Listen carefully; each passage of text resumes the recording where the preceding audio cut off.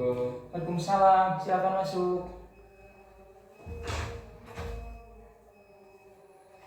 Sehat, Pak. Alhamdulillah.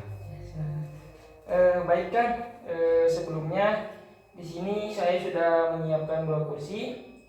Silakan Akang pilih kursi mana yang menurut Akang nyaman untuk melakukan sesi konseling ini. Baik. Ini aja. Ya silakan duduk. Ya mungkin di sini sudah tersisa 1 kursi. Boleh saya duduk di sudut sebelah ini? Ya silakan. Baik. Mungkin sebelumnya biar sesi konseling ini nyaman ya Kang, boleh kita perkenalan dulu mungkin? Boleh. Ya, boleh silakan. Nama saya Arif, Muhammad Arif Nugraha, nama lengkap. Bisa dipanggil Arif, gitu ya. Alamat dari Cisarai, Margaluyu, Cikoneng, Ciamis. Oke. Sebelumnya saya juga ingin memperkenalkan diri. Perkenalkan, nama saya Muhammad Ridwan, saya dari Tasikmalaya. Mungkin saya juga sekarang masih mahasiswa ya, masih kuliah di semester 5. Alangkah baiknya sebelumnya saya itu manggilnya Akang atau Akang Arif atau apa? Arif aja lah. Arif. Ya. Oke, baik. Ya, mungkin Kang Arif dari Ciamis berangkat ke Ciamis, sini. ya langsung. Oh, langsung dari Ciamis. Pakai kendaraan pribadi apa Om? Pakai motor Pakai motor. pribadi. Jadi lumayan jauh ya. Lumayan, setengah jam. Lumayan jauh. Setengah jam lumayan. Setengah jam. Mungkin Kang Arif di sini Kang Arif sebelumnya pernah mengikuti sesi konseling? Belum pernah. Oh, belum pernah. Iya, belum pernah. Oh, jadi Ini baru pertama kali. baru pertama kali Iya. ini. Oh, iya baik. Ya, mungkin saya akan menjelaskan dulu ya apa itu konseling. Konseling itu adalah di mana konseling itu agar merapikan atau menuntaskan atau memberikan layanan kepada klien yang sedang menghadapi permasalahan. Mungkin kurang lebih jelasnya seperti itu kemarin. Dan mungkin di aturan sesi konseling di sini juga ada asas-asas kerahasiaan yang dimana asas-asas kerahasiaan itu hanya kita berdua yang tahu tentang permasalahan Kang Arif.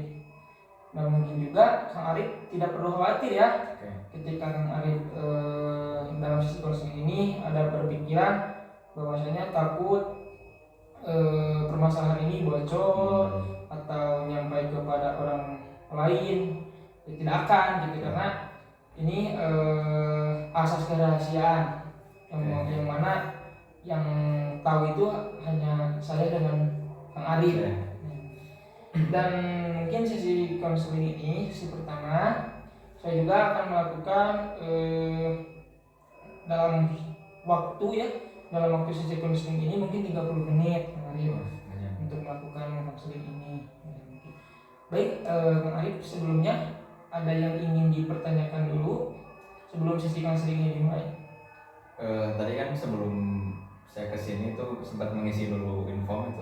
Iya. Ya itu buat apa gitu kira-kira? Ya mungkin untuk take inform itu agar dimana saya itu tahu gitu permasalahan Kang Arif atau lebih jelasnya data-data Kang Arif yang gitu. Ya kan, saya juga melihat take inform yang Kang Arif kirim kan di sana juga ada coba deskripsikan permasalahan Kang Arif. Iya. Maka saya baca-baca dulu, terus saya lihat keseharian Kang Arif gitu, terus Kang Arif dalam 1 minggu ke belakang pernah demam, sakit atau apa, atau pernah mengkonsumsi obat-obatan ya, itu mungkin fungsinya itu agar saya tahu gitu, identitas Kang Arif dan permasalahan apa yang Kang Arif hadapi saat ini.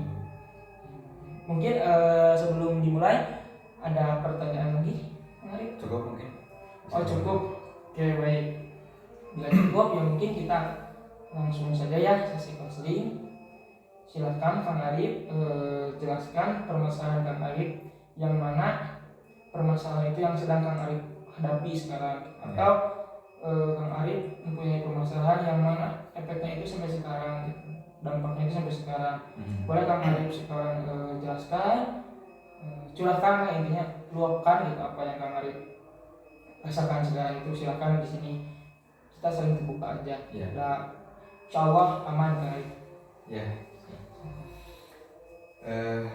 Saya bingung mau dari mana mulainya, tapi pada saat dulu itu sekitar 3 tahun ke belakang ya, saya kelas 9 lah, kelas 9 sanawiyah. Pada saat waktu itu saya itu kan sekolah di pesantren, ya di pesantren Kujang gitu, Ciamis. Nah, pada saat itu mungkin saya belum terlalu dalam mengkaji tentang agama-agama, bagaimana tentang hadis-hadis Nabi gitu, tentang Al-Quran tafsirnya gimana gitu. Jadi masih dibilang awam lah gitu ya dalam hal agama gitu. Meskipun saya di pesantren gitu ya, udah tahun ketiga gitu. Nah waktu itu mulanya gitu, awalnya saya mengajar di satu masjid di Cikoneng. Mengajar itu tiap maghrib, habis maghrib sampai isya. Nah ketika pulang isya, ke tetangga saya gitu ya, tetangga saya suka melihat pulangnya isya. Itu terus berjalan gitu ya, dari saya kelas 8 itu mengajar sampai kelas 9. Terus pas mungkin tetangga saya sebelumnya, tetangga saya itu sudah menjalani gitu proses yang ilmu-ilmu seperti itu yang tersembunyi itu, maka dia mengajak saya.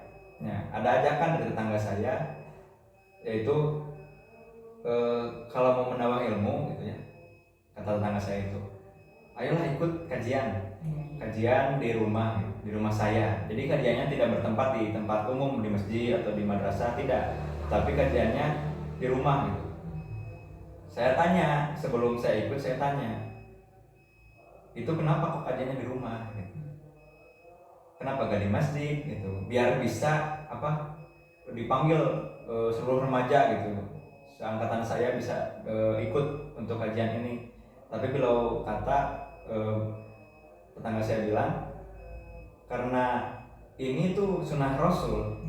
Sunnah Rasul kan dulu tersembunyi-sembunyi, makanya ini kajian ada di rumah saya gitu. Jadi tidak terbuka untuk umum lah gitu. Nah, ketika itu saya penasaran, maka saya ikut ikut di kajian itu hari pertama. Besoknya gitu, setelah saya pulang ngaji gitu sekitar jam 8 malam, langsung ke rumah dia, ke rumah tetangga saya gitu, tetangga jauh. Pulang ngaji langsung ke tetangga, biasa mengkaji tentang apa itu dasar-dasar di dalam Al-Quran, di dalam syariat Islam, menjelaskan tentang itu, dan emang masuk gitu, ke akal saya masuk. Emang ini diajarkan di Kujang gitu, di pesantren saya ini diajarkan gitu. Tapi kan tadi saya bilang dalaman ilmu saya gitu, dalam hal penafsiran Al-Quran, dalam hal hadis-hadis Nabi, makanya ini masuk. Tapi setelah lanjut gitu ya, hari kedua, hari ketiga emang masih masuk gitu ya. Jadi, dan yang saya anehkan di pertemuan hampir 2 minggu lah, hampir 2 minggu pertemuan, si gurunya itu berkata, nah kebetulan gurunya itu berasal dari Singaparna, bukan dari tempat kampung saya gitu, bukan dari Ciamis, berasal dari Singaparna, diundang ke rumah itu, gak tahu gimana awalnya gitu bisa ke sana, dan beliau langsung mengajarkan tentang syariat, dimulai dari dasar. Nah terus saya mengikuti terus, dan tadi di minggu kedua beliau bilang bahwa begini ya, kalau dalam bahasa beliau itu, mending kene nu poek sakali. Nah jadi ada kata nu poek sakali, jadi maksudnya di sana itu mending dia mengajarkan kepada orang yang belum paham sama sekali tentang Islam ya, ketimbang dia mengajarkan atau berdakwah secara sembunyi-sembunyi itu kepada orang-orang yang telah paham. Dan mungkin dia menyangka gitu, saya dari umum sekolah gitu, bukan dari pesantren, basicnya bukan dari pesantren. Mungkin dia nyangkanya saya dari umum. Dan tetangga saya pun itu dari umum gitu, lulusan SMA.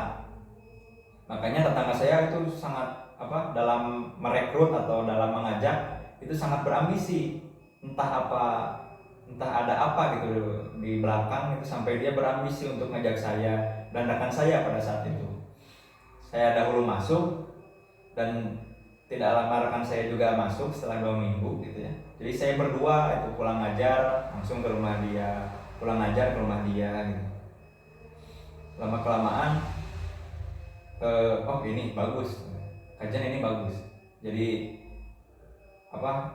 dari sunnah gitu, dari sunnah Nabi. Jadi nuntut, jadi sembunyi-sembunyi, kata beliau kita mulai dari sembunyi-sembunyi karena Rasul juga memulai dakwah itu secara sembunyi-sembunyi dahulu sebelum terang-terangan. Dan itu sangat masuk ke otak saya gitu. Jadi karena emang saya belum tahu gitu kalau di zaman sekarang itu kan untuk sembunyi-sembunyi itu sudah tidak berlaku ya, sudah tidak berlaku. Tapi untuk waktu itu saya bilang oh iya benar, ini sunnah ya. Makanya saya ikut, saya dalami, saya terus hadir gitu ya. Dan pada saat itu kajiannya seminggu 2 kali. Jadi tiap hari Rabu sama Kamis. Jadi seminggu 2 kali pulang ngaji, hari Rabu langsung ke sana, hari Kamis langsung ke sana ke rumah. Terus sampai akhirnya sebulan gitu ya. Sebulan berlalu dan emang masih masuk pikiran saya itu, wah ini bener nih. Ternyata di Kujang itu saya di pesantren ini tidak diajarkan nih, tentang cara-cara berdakwah, tentang cara-cara menjelaskan dasar-dasar syariat Islam. Karena kan di Kujang itu basicnya langsung mengajarkan ilmu-ilmu yang sifatnya kepesantrenan, contohnya sorof, nahwu gitu kan. Kalau di sana enggak. Di sana enggak, dari dasar dulu, dari apa itu Islam, apa itu dijelaskan iman. Dan oh ini benar, jadi saya ingin dapetin ilmu yang kayak gini gitu dari awal, dari mulai nol gitu. Dan teman saya juga mengakui bahwa ini bagus, ini bagus. Dan gurunya pun bergonta-ganti gitu ya, tiap minggu ganti. Hari minggu minggu pertama si A itu guru A, yang minggu depannya beda lagi guru. Tetapi bagusnya itu menjelaskannya berurutan meskipun beda guru gitu. Jadi tersusun gitu. Ya tersusun. Jadi meskipun gurunya berbeda tetapi nyambung kajian itu. Jadi guru yang B itu masih kena mencakup gitu, masih mencakup yang kemarin, jadi membawa materi-materi yang kemarin juga diulang. Oh berarti nyambung, bagus seperti ini. Dan di sana pas kajian itu, pas di minggu kedua itu ada saya, teman saya, tetangga saya, orang tua tetangga saya 2 orang gitu, jadi 5 orang.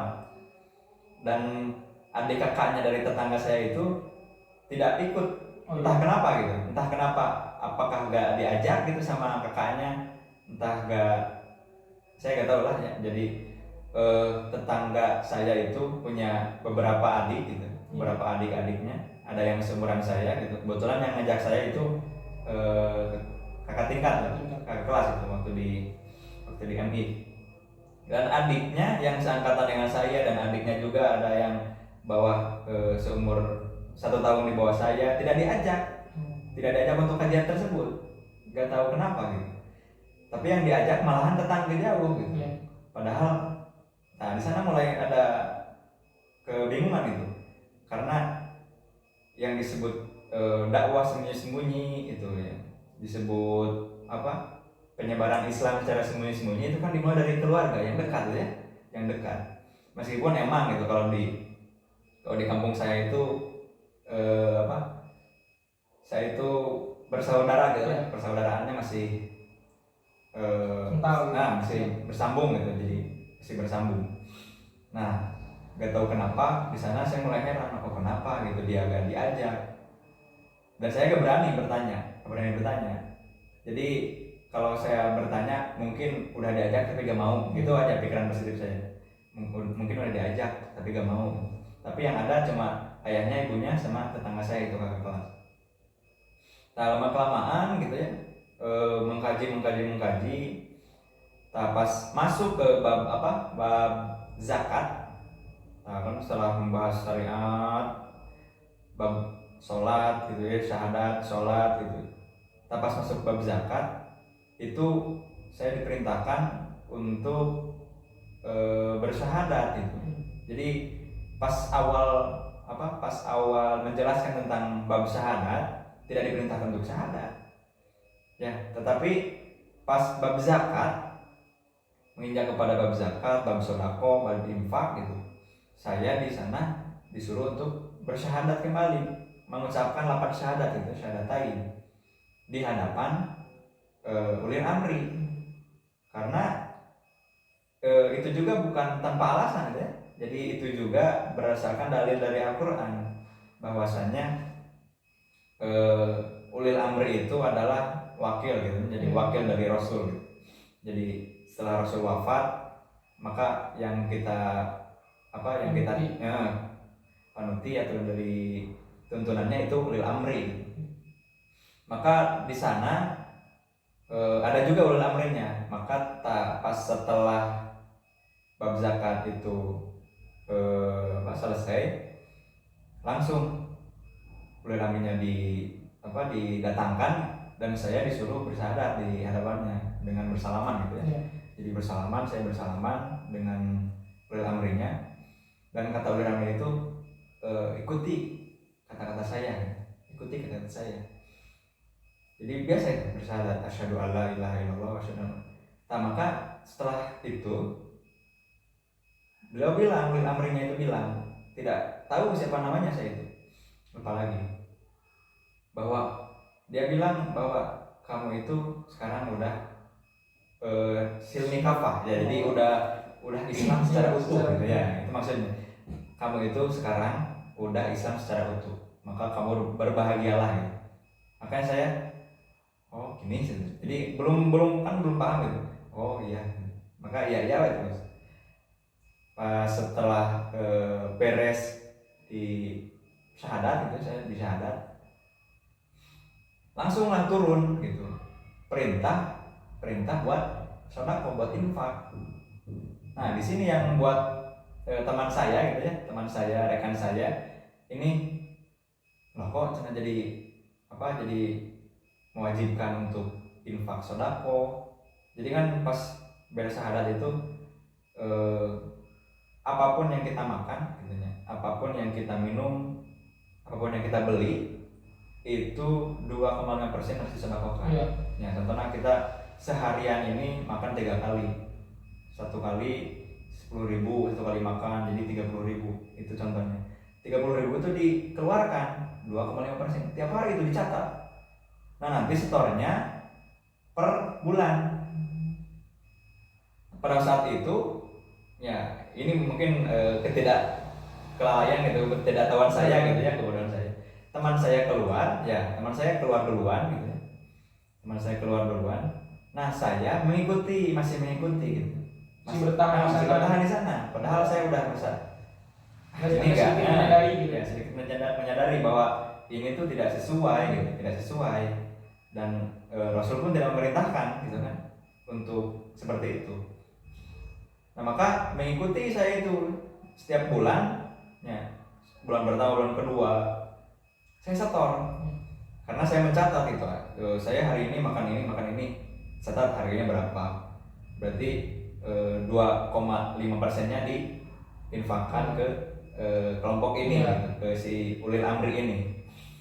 Dan itu berlangsung selama 2 bulan 3 bulan kurang lebih, berlangsung selama 2 bulan 3 bulan. Ya, saya mengeluarkan sebulan itu berapa ya dulu? Itu sekitar adalah 70.000 atau 70.000. Dan dikalkulasikan itu ya, hasil perjumlahan bahwa apa yang saya makan, apa yang saya minum itu dikeluarkan 2,5%-nya itu 70.000 selama sebulan. Nah, maka pas bulan ketiga saya penasaran gitu ya, karena emang awalnya kan pas beliau menjelaskan gitu ya, guru-gurunya menjelaskan kepada saya, kepada tetangga saya, kepada teman saya, itu masuk ya, pikiran saya masuk, oh karena emang ilmiah gitu. Iya. Bisa ditanggungjawabkan, bisa dipertanggungjawabkan. Jadi ini dalilnya, ini hadisnya, gitu, ini perintahnya gitu. Maka saya ini benar gitu. Ini ajaran yang benar. Nah, pas 3 bulan setelah itu saya ngadu gitu. Nyoba ngadu ke Ustadz yang ada di kampung halaman saya. Ustadz, ini bagaimana hukumnya gitu? Menurut Ustadz, saya mengikuti suatu kelompok di mana kelompok itu mewajibkan yang pertama itu syahadat dulu gitu. Karena sejatinya kita itu belum syahadat. Iya. Jadi kita itu masih non muslim, kafir ya, sejatinya. Ketika kita masuk Islam itu harus syahadat dulu dengan ada saksi. Iya. Karena dulu saksinya Rasulullah, kan sekarang tidak ada. Jadi ada uli amri itu, nah, sebagai saksi untuk syahadat kita. Itu bagaimana Ustaz? Kata saya gitu. Itu kata Ustaz saya itu tidak dibetulkan, itu tidak ada gitu ajaran seperti itu. Jadi di Islam itu, dan Ustaznya itu memberikan satu ayat Quran itu, di ajaran Islam itu tidak ada yang disebut masuk Islam lagi. Yeah. Kita itu udah Islam dari sejak kita lahir, karena di dalam Al-Quran itu disebutkan alastu birabbikum gitu kan. Kata Allah, apakah kamu percaya gitu bahwa aku ini Tuhan kalian? Sebelum ditiupkan ruh itu kan di dalam kandungan, maka bayi di dalam kandungan itu menjawab bala syahidna. Qalu bala syahidna. Iya gitu. Jadi Allah itu Tuhan kami gitu. Jadi secara tidak langsung kita udah bersyahadat, iya, bersaksi gitu di hadapan Allah gitu, bahwa kita itu sudah Islam dari keturunan, iya, dari keturunan ibu kita gitu kan. Yang lainnya gitu. Nah, maka di penjelasan itu saya sedikit berpikir itu, kok ini juga benar gitu kan ya. Jadi yang mana ini yang benar? Dulu itu susah itu membedakan. Masih bingung. Dan kelihatannya gitu saya ragu di sana. Lalu ustadznya bilang begini, ada apa gitu. Coba bawa ke sini, ke masjid gitu. Itu guru-gurunya yang dari Singapura itu bawa ke masjid, bicara sama ustadz gitunya, cek ustadz. Jadi ditantang untuk beradu argumen di masjid. Yeah. Lalu mendengar itu saya penasaran gitu, mencoba untuk mengajak ustadz itu ke masjid di mana tempat saya mengajar gitu. Untuk dikenalkan kepada ustadz saya. Tetapi selalu ada jawaban untuk menghindar. Untuk hadir. Ustadz gitu. Yang guru saya yang di rumah itu, yang di rumah tetangga itu, Ustadz, saya manggilnya Ustadz, Ustadz saya yang di masjid, Ustadz penceramah di kampung saya itu meminta Ustadz untuk menemui Ustadz saya gitu. Katanya ingin ngobrol tentang penjelasan yang Ustadz berikan kepada saya. Beliau bilang di masjid itu untuk tempat yang ketika kita nanti sudah menyebar luas, baru kita ke masjid, begitu kata dia. Baru kita ke masjid. Tapi kan Ustaz, bagus juga itu untuk beradu argumen dengan Ustaz itu, bagaimana gitu tentang ajaran ini, bagaimana tentang penjelasan ini. Karena kan ini sangat berbeda gitu. Ketika saya belum masuk ke sini, sebelum saya masuk ke sini itu berbeda. Kalau sebelumnya kan saya tidak diperintahkan untuk bersyahadat, tidak diperintahkan untuk zakat, untuk mengeluarkan infak, setiap apa yang kita makan dan minum. Tapi ketika saya masuk ke sini, kok ini berlaku?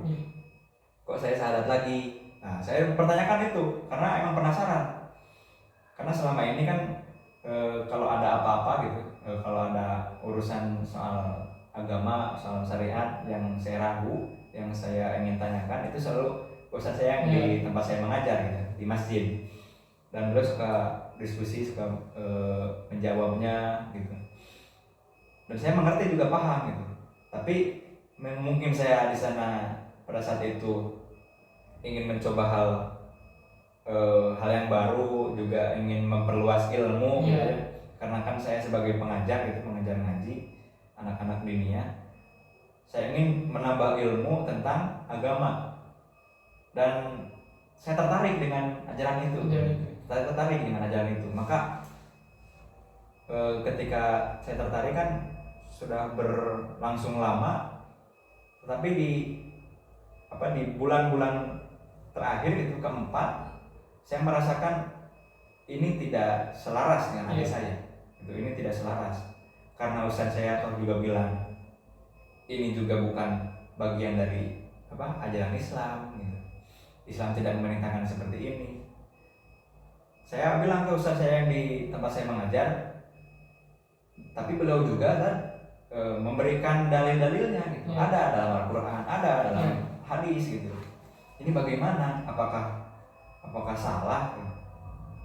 Kata ustaznya, itu bukan salah, tapi memelencengkan atau jadi tafsirannya itu melenceng, tafsirannya itu salah, kurang tepat gitu. Jadi tafsir Quran itu harus pas, itu harus sesuai dengan apa yang dicontohkan oleh Rasul.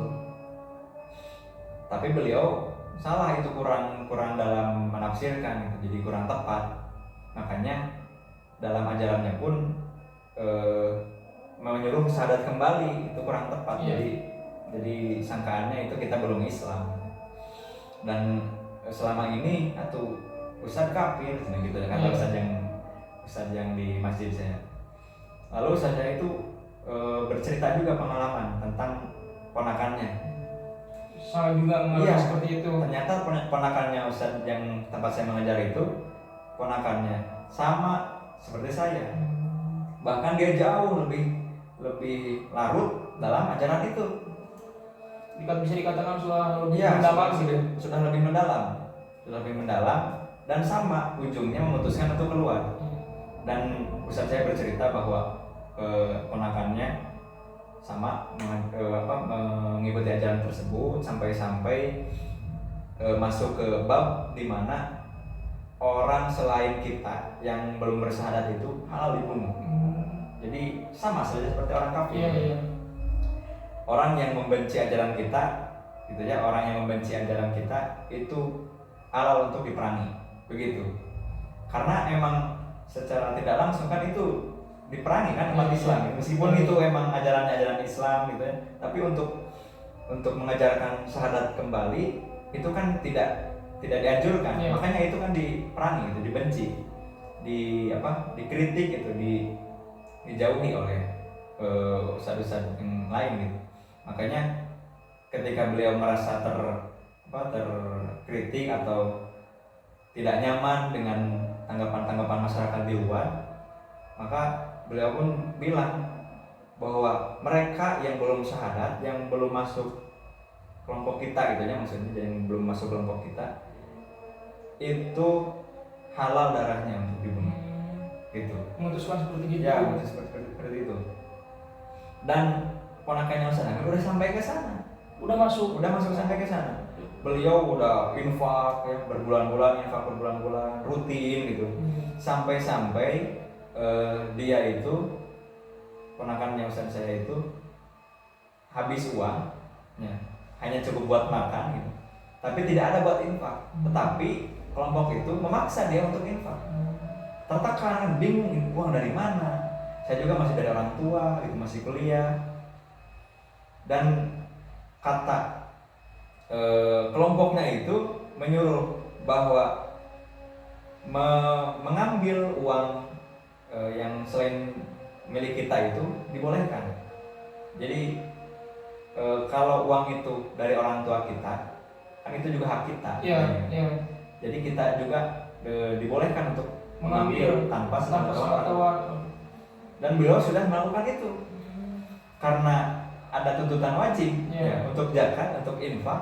Makanya ponakannya Ustaz saya itu sempat curi-curi atau apa ya, mencuri-curi uang gitu di kamar orang tuanya, terus tidak bilang, tidak terbuka gitu. Orang tuanya ini sampai kebingungan gitu bagaimana gitu. Dan dia pun cerita gitu ke orang tuanya tahu, tapi orang tuanya tidak bisa apa-apa gitu. Dan ustadz saya pun itu kan sebagai penceramah, sebagai apa yang tahu lah, yang paham terhadap agama gitu, sama gitu. Jadi hal itu tidak baik, tidak boleh diteruskan. Ya, karena itu akan bahaya gitu ke depannya. Sampai kan tadi kan yang selain kita itu kafir, berarti orang tuanya juga kan kafir gitu. Kalau dari pandangan kelompok ini, orang tuanya juga kafir, maka orang tuanya pun halal untuk dibunuh jika tidak mengasih uang untuk infak itu. Maka karena mungkin beliau ponakannya Ustaz saya itu masih polos ya pikirannya, masih bisa untuk untuk dibawa ke sini, bawa ke sana gitu. Makanya dia polos aja, ambil uang, mencuri uang, terus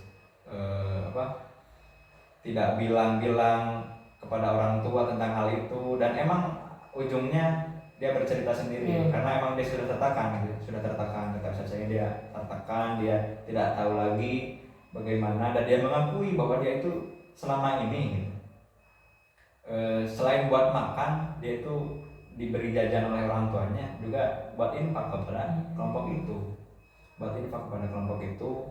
Dan kata ponakan saya, gurunya ya, jadi dari kelompok itu menyuruh untuk membolehkan untuk membunuh kedua orang tuanya kalau memang menyulitkan dalam berdakwah gitu. Jadi kalau misalkan ada yang mengganggu atau mengusik jalan dakwah dari kelompok ini, itu dibolehkan untuk membunuh boleh kan. Apalagi itu orang tua terdekat yang tidak mengasih uang untuk jalan dakwah kan gitu kan, itu sama saja dengan memberatkan atau sama saja dengan menghalang-halangi jalan dakwah.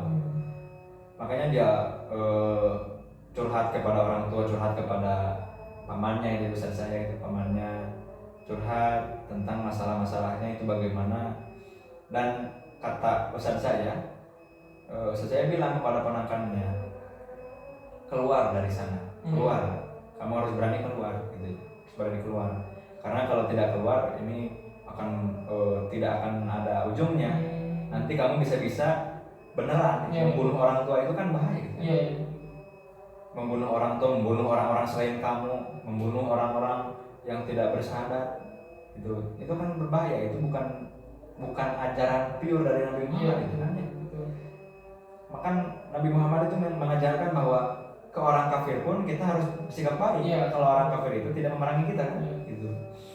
Tapi di sana bertolak belakang gitu. Jadi menyuruh untuk berontak saja. Kita itu harus menegakkan ajaran Islam yang real di Indonesia ini khususnya gitu. Umumnya di Indonesia ini. Makanya dimulai dari titik-titik terkecil, yaitu rumah-rumah yang orang yang belum paham, yang kosong terhadap ajaran Islam gitu.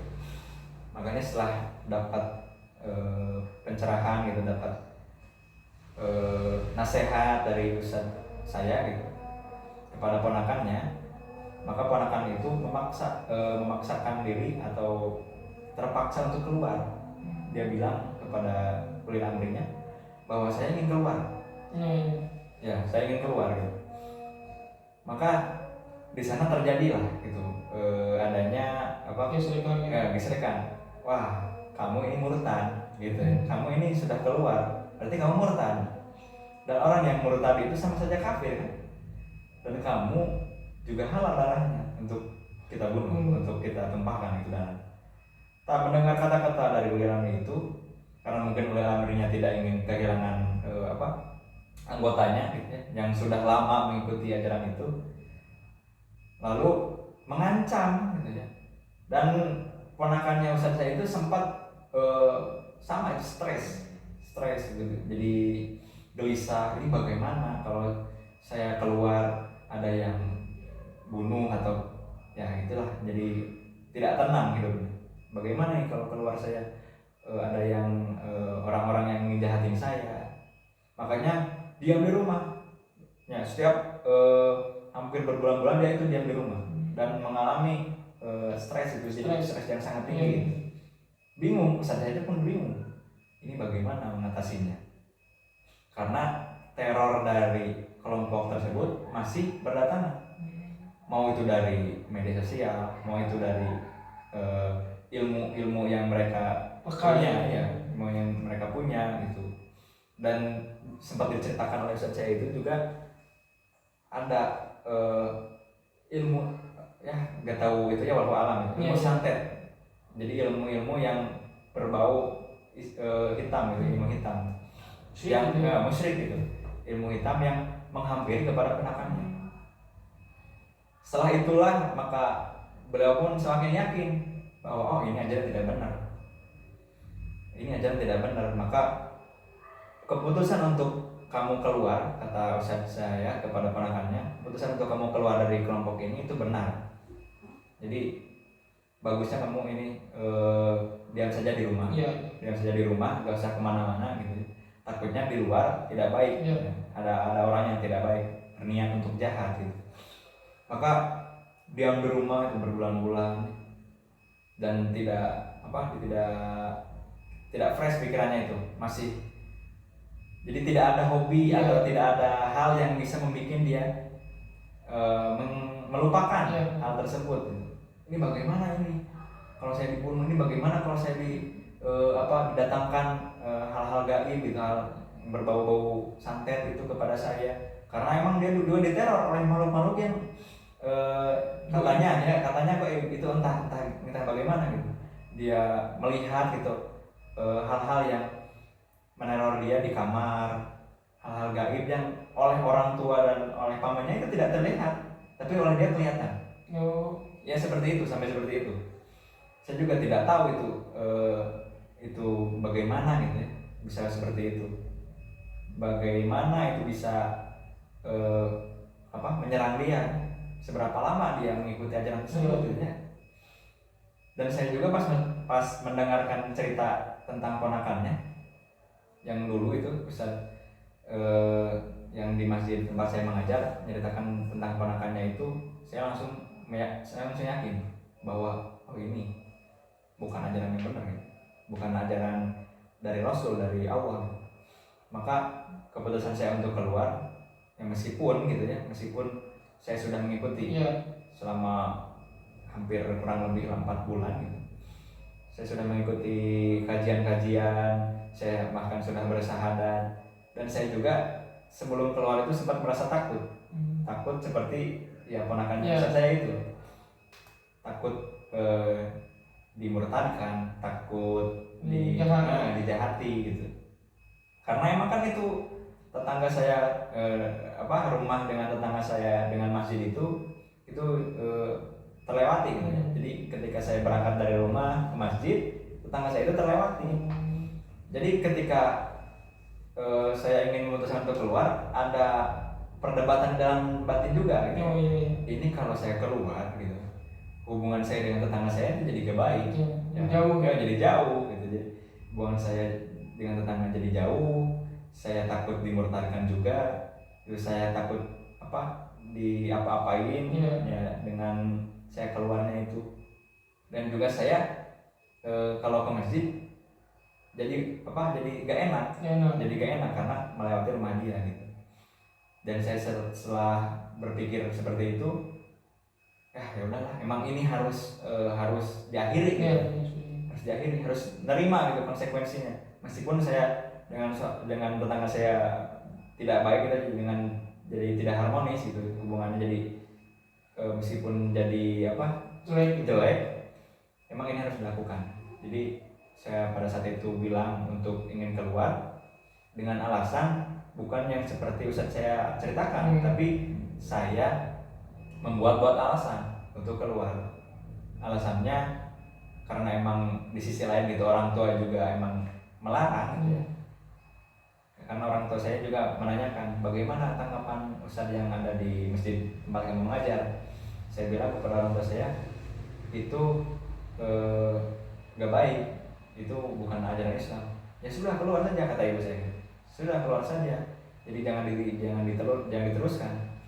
Dan saya mengatasnamakan ibu saya untuk keluar dari sana gitu. Jadi ketika saya keluar bilang ibu saya tidak mengizinkan untuk mengikuti kajian-kajian ini sampai larut malam, karena kan itu kajian Rabu Kamis itu dari jam 8 itu hampir sampai jam 11-12 satu pertemuan. Makanya cukup malam ya, makanya seminggu itu 2 kali, jadi Rabu Kamis itu. Jadi cukup malam. Saya pulang ngaji nggak ke rumah dulu, jadi langsung ke rumah dia, ke rumah tetangga saya. Larut malam baru pulang, dan emang itu menjadi hal yang tidak wajar gitu bagi seorang pelajar gitu, Mbak. Terutama saya duduk di bangku SMP gitu, sanawiyah. Tidak wajar melihat anak pelajar pulang malam gitu, meskipun emang dasarnya habis kajian gitu kan. Kan besok juga kan kamu sekolah kan gitu. Kamu sekolah, jadi kalau kemalaman itu tidak baik untuk besok. Nah, jadi kamu akan mengantuk dan sebagainya. Makanya saya keluar atas nama ibu saya tidak mengizinkan, karena ini kajian terlalu malam, dan saya juga dihadapkan dengan ujian-ujian akhir gitu pada kelas 9, ujian-ujian akhir. Makanya saya mau fokus dulu sekolah gitu kata saya. Dan pas saya bilang begitu, itu tidak ada respon apa-apa. Jadi saya bilang udah tidak ada respon apa-apa, jadi dibiarkan. Setelah saya lama kelamaan gitu jadi tidak mengikuti kajian tersebut, dan terasa bahwa saya atau hubungan saya dengan tetangga saya itu tidak baik, jadi tidak harmonis. Meskipun saya tidak sampai saat ini ya tidak pernah lagi bertemu dengan guru-guru yang mengajarkan saya waktu di rumah tetangga saya, tidak pernah lagi gitu saya melihat kerjanya. Terus tetangga saya jadi cemberut, dan setiap saya lewat jadi tidak harmonis, jadi jauh gitu. Kayak ada yang sekatan gitu. Kayak ada sekat gitu. Makanya saya ini bagaimana gitu ya hubungan saya dengan tetangga gitu, yang asalnya gitu ramah, baik, bertanya, saling sapa, sekarang jadi enggak. Senyum pun gitu, awal-awal senyum pun enggak. Tapi kalau sekarang senyum lah, biasa senyum doang. Dan saya tidak tahu ya tetangga saya itu apakah masih lanjut sampai sekarang untuk mendalami ajaran itu, apakah sudah disadarkan juga atau belum gitu. Saya juga tidak tahu. Yang pasti pas saya keluar itu tetangga saya masih mengikuti kajian-kajian itu. Bahkan beliau juga mengajak tetangga-tetangga dekatnya yang dalam tanda kutip itu belum paham, orang-orang awam gitu, belum paham terhadap agama. Makanya kok makin banyak gitu kayak saya, kok makin banyak pas ngelewat ke rumah itu makin banyak. Jangan-jangan emang ini bagian dari dakwahnya gitu. Mengambil orang-orang yang kurang paham terhadap agama, kurang paham terhadap dalil-dalil gitu, kurang paham terhadap penafsiran. Jangan-jangan itu bagian dari ajarannya. Lalu saya membiarkan hal itu, dan saya juga sudah keluar di sana, ada dapat WA gitu, dapat SMS itu WA dari tetangga saya bahwa kenapa kok nanti tidak ikuti kajian lagi. Terus saya bilang kan saya sudah bilang alasan kemarin itu buat saya keluar gitu. Jadi alasan karena pulangnya larut malam, saya ingin fokus belajar karena ujian-ujian akhir. Itu juga sebagai pertanda gitu, sebagai intinya itu saya itu ingin keluar dari sana gitu. Ya sudah kalau begitu, kata tetangga saya, ya sudah kalau begitu kamu itu disebutnya kalau dalam bahasa sekarang itu domba yang terlepas gitu. Jadi sudah masuk keluar lagi, sama saja seperti kafir gitu. Sama saja murtad. Dan ketika dapat WA seperti itu, saya berpikir langsung kepada yang diceritakan ustadz saya di tempat saya mengajar. Saya mikir langsung, bagaimana ya kalau saya seperti keponakannya gitu. Saya diteror, saya bahkan sampai hal-hal gaib, saya sampai ingin dibunuh, diancam. Bagaimana kalau seperti itu? Karena saya dikatain murtad juga, perasaan saya itu tidak enak. Saya sakit hati gitu ya, dibilang murtad dan halal untuk dibunuh. Saya langsung kaget, saya langsung ini gimana, cemas gitu ya. Jadi bagaimana ini kalau emang benar gitu, kalau emang benar terjadi. Saya tidak berpikir bahwa saya akan aman, saya tidak berpikir bahwa saya akan baik-baik saja pada saat itu. Yang ada di pikiran saya cuma saya ini berada dalam keadaan gak baik. Bahkan ulangan-ulangan akhir pun saya kurang konsen, kurang fokus dalam menghafal, dalam mengajarkan soal gitu, kurang fokus karena saya dalam hati gitu masih ada pikiran ini ancaman buat saya, ini gak baik buat saya, bahkan hidup saya ini gak akan lama, gak akan lama. Pikir sampai ke sana itu waktu sanawiyah itu. Dan emang seperti itu berpikirannya, jadi ke bawah ya, terus sampai saya keluar dan akhirnya saya memutuskan untuk berhenti dulu mengajar ngaji karena emang melintasi rumahnya itu. Saya berhenti untuk mengajar ngaji di sana dan saya mencoba untuk pindah ke masjid dekat rumah saya, karena masjid yang dulu saya pernah ngajar itu lumayan jauh dari rumah saya. Dan saya memutuskan untuk pindah keluar dari tempat saya mengajar dulu ke tempat masjid dekat rumah saya, dan saya pindah di sana. Tapi emang tetap gitu ada pikiran-pikiran yang tidak baik gitu. Jadi apakah ini sudah bagian dari dari santet tadi. Saya mikirnya langsung ke ponakannya ustadz saya. Dan ustadz saya dan ponakannya ustadz saya kan disantet sampai dilihatkan hal-hal yang gaib yang orang tua dan keluarganya tidak bisa melihat hal tersebut, hanya dia saja. Jangan sampai saya juga sampai ke sana. Saya takut gitu. Saya cemas di sana. Saya bingung bilangnya mau bagaimana gitu. Saya bingung mau bilang ke orang tua, saya bingung mau bilang ke ustadz. Dan emang dari dulu juga kata ustadz saya udah keluar gitu aja, udah keluar. Kata ibu saya, kata keluarga saya udah keluar. Dan mereka tidak mengetahui konsekuensi kalau keluar bagaimana gitu. Mereka tidak mengetahui dan saya juga tidak memberitahu gitu. Makanya saya bingung, ini saya bicara sama siapa gitu kalau seperti ini. Karena kalau ke orang tua nanti akan panjang urusannya kan, dengan tetangga saya apalagi itu kan. Jadi bukan hanya saya yang bergesekan dengan tetangga, tapi orang tua saya kan ke bawah ya. Makanya saya menutupi hal itu. Dan saya juga bingung mau bicara sama siapa, mau curhat sama siapa gitu. Dan sampai sekarang pun perasaan kecemasan yang ada pada zaman dulu itu pas saya waktu sanawiyah itu masih ada gitu sampai sekarang. Masih ada. Kalau keluar saya takut, apalagi kalau ke Singaparna gitu kan, tempat guru-guru saya itu dulu, guru-guru yang ada mengajar di tetangga saya itu kan dari Singaparna. Makanya kalau keluar apalagi ke Singaparna itu saya sempat suka pikir-pikir dulu, takut ada apa-apa, takut mengenali hal saya gitu. Bingung gitu, itu bagaimana cara ini. Jadi kecemasan itu masih ada gitu. Dan makanya saya memutuskan untuk mencoba berangkat ke sini gitu. Ingin setidaknya meminimalisir gitu. Setidaknya minimalisir, bahkan sampai menghilangkan kecemasan yang ada di dalam diri saya gitu. Makanya saya kesini begitu. Ya baik. Jadi Kang Arif itu sebelumnya Kang Arif tidak tahu ajaran itu seperti apa. Bahkan Kang Aib mungkin bisa dikatakan polos. Yang maksudnya dikatakan polos itu karena Kang Aib tidak tahu apa-apa, jadi ngikut-ngikut aja. Oke.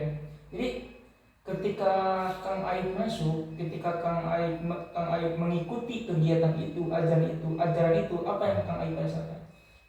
Ketika saya mengikuti ajaran itu, tadi kan awalnya saya enak, enjoy di sana. Saya masuk di sana gitu. Jadi oh ini ajaran yang benar. Sampai dalam hati saya bilang begitu. Tapi lama kelamaan setelah saya dengar dari ustadz, apalagi ada contoh kasus dari ponakannya, saya mulai langsung pikiran saya berbalik bahwa ini tuh gak baik, gitu. Ini tuh bukan kebenaran, gitu.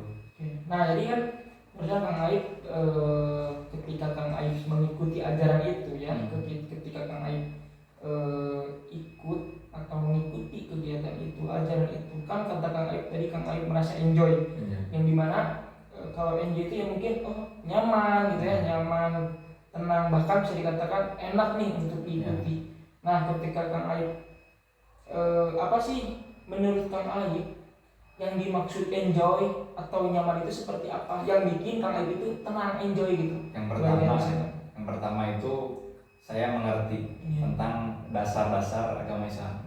Karena di pesantren kan tadi saya tidak diajarkan gitu ya. Jadi langsung belajar kepada disiplin ilmu. Kalau di sana dari mulai dasar dulu. Ya makanya saya enjoy di sana. Iya. Gitu, baik. Terus tadi kan Kang Aib apa sih yang Kang Aib rasakan ketika Kang Aib mengetahui bahwa ajaran itu sesat, itu sesat? Yang saya rasakan yang pertama itu pasti kaget ya, cemas itu. Kalau dulu itu saya mendengar cerita tentang ponakannya Ustadz saya itu, saya langsung ini benar ini benar bahwa ajaran yang saya ikuti sekarang itu nggak benar gitu, bahwa ini tuh bukan dari Rasul, bukan dari Allah dan Rasul. Makanya saya pas tahu saya kaget dan saya cemas juga dan bingung gitu, ada percampuran rasa gitu. Bisa dijelaskan Kang Aib ketika Kang Aib cemas seperti apa Kang Aib? Cemasnya karena kecemasan saya itu takut ada yang melukai saya, takut saya dibunuh, takut saya tidak tenang di jalan gitu. Dan juga bermula dari dibilangnya saya itu murtad. Jadi sakit hati saya gitu. Kok saya dibilang murtad gitu kan. Nah itu jadi awal kecemasannya dari sana. Dan saya rasa cemasnya itu memang dulu itu kan, cemasnya itu sangat cemas sekali. Sampai saya gak fokus tadi kan buat ujian itu saya gak fokus. Sampai kan nilai saya turun waktu itu, nilai saya turun karena cemasnya itu.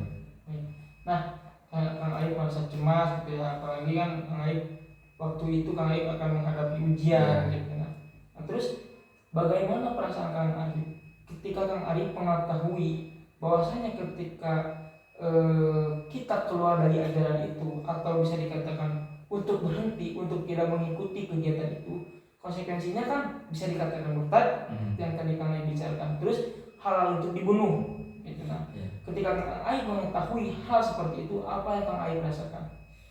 Yang saya rasakan pada saat itu dibilang murtad dan halal untuk dibunuh, yang pasti pikiran saya yang kacau. Jadi saya gak tahu lagi harus gimana ke depannya gitu. Jadi udahlah, ini hidup saya sampai sini gitu. Sampai berpikiran seperti itu karena kan waktu itu waktu saya senamnya itu kan masuknya remaja gitu, jadi belum terlalu dewasa gitu. Belum terlalu dewasa. Makanya saya udahlah, hidup saya sampai sini gitu.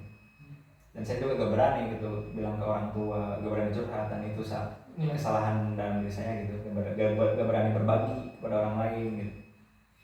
Jadi Kang Aib ketika mengetahui hal seperti itu, Kang Aib merasa bisa dikatakan pusing gitu ya. Maksudnya pusing itu bagaimana nih caranya untuk agar diri Kang Aib juga tenang gitu dalam maupun bersosial atau keseharian gitu ya, bisa dikatakan secara Kang Aib. Kang Aib itu masih bingung gitu ya ketika Kang Aib mengetahui hal seperti itu. Oke, baik. Saya mungkin di sini saya akan ingin memberikan pertanyaannya kepada Kang Aib, yang mana pertanyaan ini agak sedikit aneh. Oke. Sebelum masuk ke pertanyaan, coba Kang Aib tarik nafas dulu selama 3 kali. Yang dimana ketika Kang Aib sudah merasa rileks, nyaman, tenang. Oke.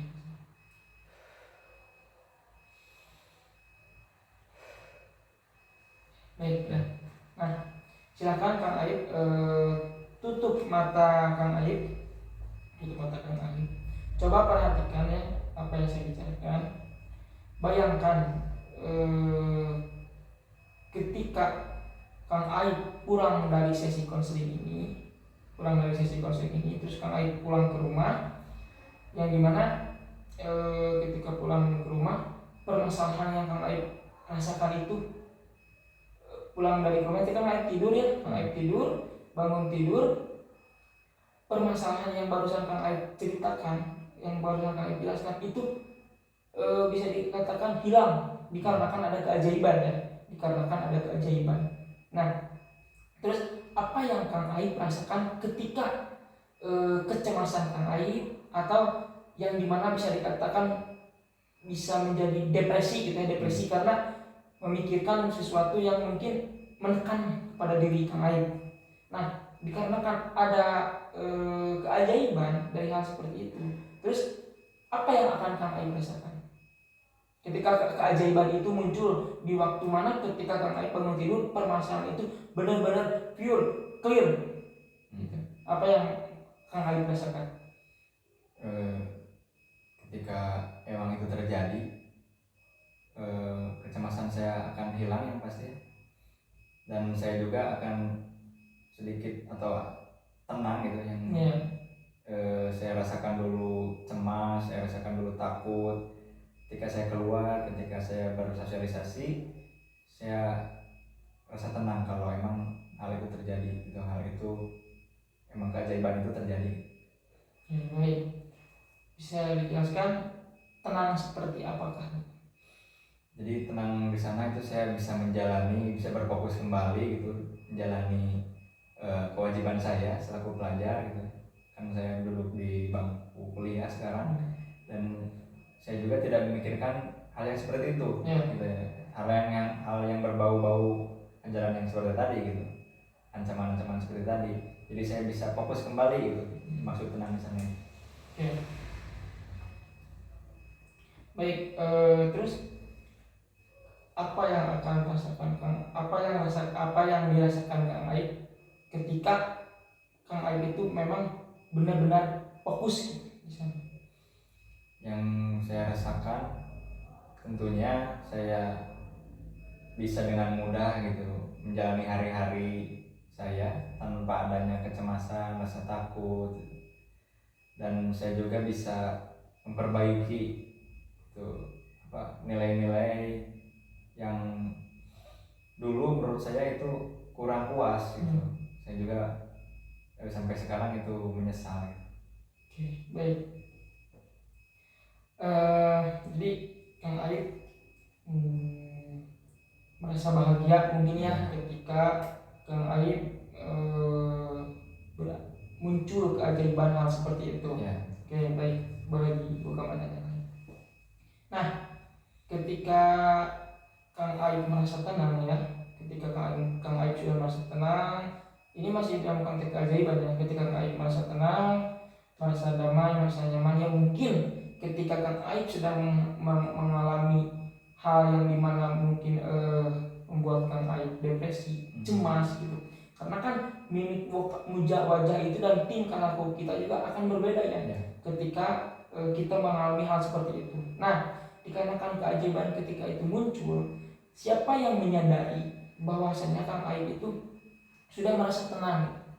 Orang yang pertama menyadari Kang Aib sudah merasa tenang, sampai bisa dikatakan bersosialisasi, bahkan kemana-mana pun juga tenang gitu. Siapa orang yang mungkin menyadari hal seperti itu? Yang pasti orang terdekat saya itu orang tua pasti. Jadi meskipun saya tidak bercerita tentang ancaman-ancaman itu kepada orang tua saya, tapi mungkin mereka bisa melihat Ya. bahwa saya itu emang merasakan kecemasan gitu. Dan mungkin kalau emang keajaiban itu terjadi dan kecemasan itu hilang, saya bahagia kembali. Dan yang pasti orang yang pertama kali merasakan bahwa saya itu seperti sebelum kelas 9 itu ya, sebelum kelas 9 itu pasti akan terasa lagi seperti dulu gitu. Jadi hari-harinya itu ceria gitu lah. Ya, baik. Terus bagaimana sekarang saya akan sekarang coba Kang Aib katakan ya. Sekarang coba Kang Aib katakan semua yang tadi Kang Aib jelaskan. Apabila semua hal-hal yang seperti itu memang benar-benar terjadi, apa yang akan Kang Aib rasakan? Ya maksudnya yang akan terjadi itu hilangnya rasa cemas itu. Oh, yang ketika saya hilang rasa cemas itu, rasa depresi, rasa tekanan juga, ketika tekanan itu emang benar-benar hilang, apa yang akan Kang Aib rasakan? Yang pasti saya bersyukur, bersenang hati gitu. Saya bersyukur karena setelah sekian lama gitu ya, perasaan cemas ini ada gitu, bisa hilang gitu. Setelah sekian lama yang menurut saya nanti juga hilang, tetapi sampai sekarang itu hilang-hilang. Nah, ketika datang keajaiban, hal kecemasan itu hilang, yang pasti saya bersyukur sekali yang saya rasakan itu, karena saya bisa menjalani hari-hari dengan tenang juga, dengan aman. Ya, baik. Jadi ketika hal atau permasalahan itu emang ketika hilang karena ada suatu yang keajaiban benar hilang, mungkin Kang Aib juga akan merasa tenang ya. Akan merasa tenang, bahkan bisa menjalankan aktivitas senyaman mungkin. Oke, baik. Sekarang saya ingin bertanya kembali kepada Kang Arif. Coba bayangkan kaki Kang Arif itu masuk ke langkah lingkaran pertama, yang mana langkah itu menunjukkan pertama awalnya mula Kang Arif masuk ke lingkaran itu. Coba bayangkan lingkaran kaki Kang Arif masuk ke kaki Kang Arif masuk ke lingkaran hal pertama Kang Arif terjadi. Coba bayangkan apa yang Kang Arif rasakan. Kalau dari pandangan sekarang enggak, jadi pandangan dulu pas ketika Kang Aib masuk. Cuma jadi sekarang gini, jadi Kang Aib coba bayangkan, Kang Aib itu kan kejadian ini mungkin bisa dikatakan sudah lama. Nah, bayangkan Kang Aib kaki Kang Aib masuk ke lingkaran pertama kali Kang Aib masuk ke ajaran seperti itu atau mengikuti kegiatan seperti itu.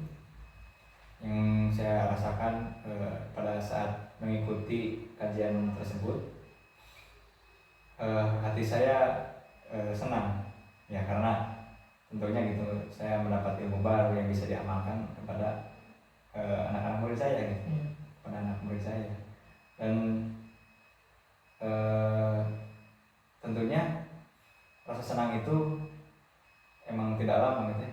Jadi ketika saya melangkah pertama kali ke kajian itu, ke ajaran itu, emang saya rasakan itu senang. Karena saya bisa akrab dengan orang lain, itu gurunya, saya bisa kenal lagi, dan saya juga tentunya bisa mendapatkan ilmu baru gitu kan. Saya rasa senang pertama kali. Jadi Kang Aib, ketika Kang Aib membayangkan ketika Kang Aib masuk ke lingkaran itu, dikarenakan mungkin ya ketika Kang Aib waktu dulu itu merasa polos, kurang tahu tentang ajaran-ajaran Islamnya, karena Kang Aib mempunyai ambisius untuk lebih tahu tentang ajaran Islam, yang mungkin Kang Aib merasa senang. Oke.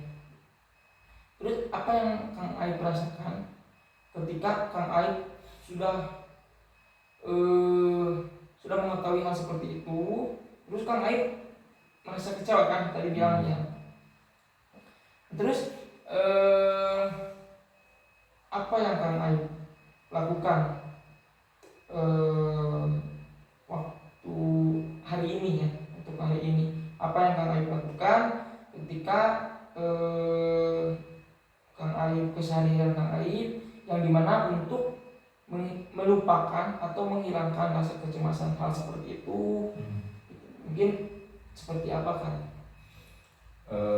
Mungkin untuk melupakan kecemasan yang sementara, untuk hal yang sementara saya melakukan aktivitas hobi-hobi saya gitu ya. Contohnya saya bermain futsal, dan ketika bermain futsal itu saya hilang kecemasan karena saya berbaur dengan teman saya, bercanda gitu.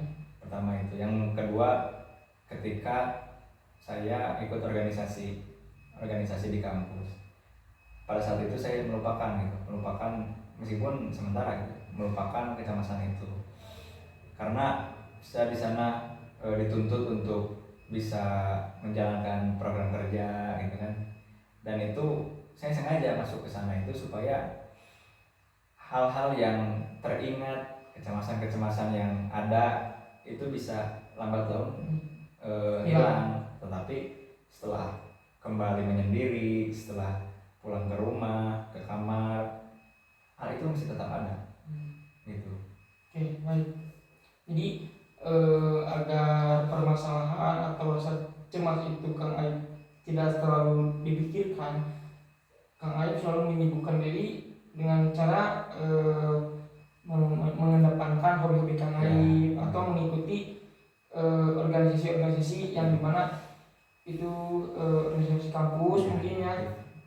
Oke, baik. Nah, Kang Aib, sebelumnya saya juga akan memberikan skala ya, yang mana skala itu dari 0 sampai 10, yang dimana 0 itu Kang Aib merasa terpuruk, dan ya, dan 10 itu bisa dikatakan dimana angka 10 itu Kang Aib sudah merasa tenang gitu ya, merasa tenang. Nah, bisa dijawab Kang Aib mungkin ada di nomor berapa untuk kondisi sekarang? Saat sekarang mungkin tidak seperti dulu ya. Untuk saat sekarang mungkin saya di posisi kelima. Oke, baik. Apa yang Kang Aib rasakan ketika Kang Aib sudah ada di posisi 5 ini? Yang saya rasakan belum cukup saya berada di posisi kelima ini. Harus lebih gitu dari posisi kelima ini. Oke, baik. Target Kang Aib untuk mengikuti sesi konseling ini ya, Kang Aib ingin tuntas di angka berapa untuk menuntaskan permasalahan ini? Yang saya inginkan, yang saya harapkan itu sampai 10 gitu ya. Agar dimana Kang Aib memang clear, memang tenang gitu ya. Ya, itu yang saya harapkan. Oke, baik. Oke. Mungkin saya juga sangat bisa dikatakan salut kepada Kang Aib ketika Kang Aib menghadapi permasalahan ini, bisa dikatakan permasalahan berat mungkin ini ya, yang dimana mengganggu pola pikir Kang Aib gitu. Dan rasa kecemasan Kang Aib bukan hanya sekedar cemas gitu ya, bisa dikatakan lebih daripada cemas gitu. Nah, tadi kan Kang Aib saya juga sangat salut Kang Aib bisa mencari solusi bagaimana ketika Kang Aib merasakan hal seperti itu, ya mungkin dengan cara menyibukkan yang tadi, yaitu yang tadi. Nah, ada lagi gak kegiatan-kegiatan atau hal-hal mungkin yang selalu Kang Aib lakukan agar permasalahan itu atau rasa kecemasan yang Kang Aib rasakan itu untuk sekarang, ada lagi gak hal-hal yang melakukan untuk melupakan hal seperti itu selain dari yang tadi? Mungkin untuk saat ini ya emang kegiatan saya, aktivitas saya sehari-hari seperti itu. Jadi mungkin selain hobi juga organisasi gitu, atau ngumpul bareng teman-teman meskipun tidak dalam satu organisasi, bercanda-bercanda, mungkin itu sih. Ketika Kang Aib melakukan hal seperti itu, apa yang Kang Aib rasakan? Yang saya rasakan pikiran saya lebih fresh gitu ya. Jadi saya, ini yang saya inginkan gitu. Jadi bercanda bersama teman-teman, bisa bisa mengeluarkan apa-apa yang tidak unek-unek gitu dari diri saya gitu kepada teman-teman gitu. Dan itu yang saya inginkan. Bisa jadi Kang Aib lebih menyibukkan diri aktif di organisasi, bahkan atau apa tadi itu hobi. Misalnya futsal. Ya. Nah, kayak baik. Terus tadi kan Kang Aib mengatakan lebih fresh, lebih enjoy gitu, lebih tenang ketika Kang Aib melakukan hal seperti itu. Nah, ketika bisa dijelaskan enjoy atau fresh atau tenang itu seperti apa? Enjoy di sana itu seperti kita itu tidak ada beban apa-apa gitu. Yang sebelumnya kita memiliki masalah yang berat gitu, ketika kita terjun ke hobi atau ke organisasi, seakan-akan pikiran gitu, tugas-tugas yang berat itu seakan-akan hilang. Tapi kan itu dalam waktu sementara ya, tidak lama. Mungkin Kang Aib boleh ya atau bisa untuk melakukan hal-hal yang bisa melupakan rasa kecemasan atau pikiran-pikiran yang mana membuat Kang Aib depresi gitu. Itu harus dilakukan ya. Ya baik. Jadi Kang Aib juga kan barusan bilang ketika Kang Aib melakukan hal seperti itu atau melaksanakan hal seperti itu, pikiran-pikiran yang mungkin terjadi dulu itu sudah hilang. Dia bukan sudah hilang, jadi nggak kepikiran ketika sudah melakukan itu. Oke baik. Ya mungkin Kang Aib juga harus atau bisa dikatakan wajib ya terus lakukan hal-hal yang seperti itu agar dimana kecemasan itu hilang gitu, di pikiran Kang Aib. Oke. Ya mungkin saya juga ingin mengetahui kesan pesan dari Kang Aib dari sesi konseling satu ini. Mungkin saya dapat pelajaran dari sesi konseling yang pertama ini, yaitu saya harus menyibukkan diri ya tentunya. Saya harus menyibukkan diri untuk menghilangkan perasaan-perasaan cemas gitu yang sebelumnya emang sering terjadi gitu, ketika saya emang menyendiri.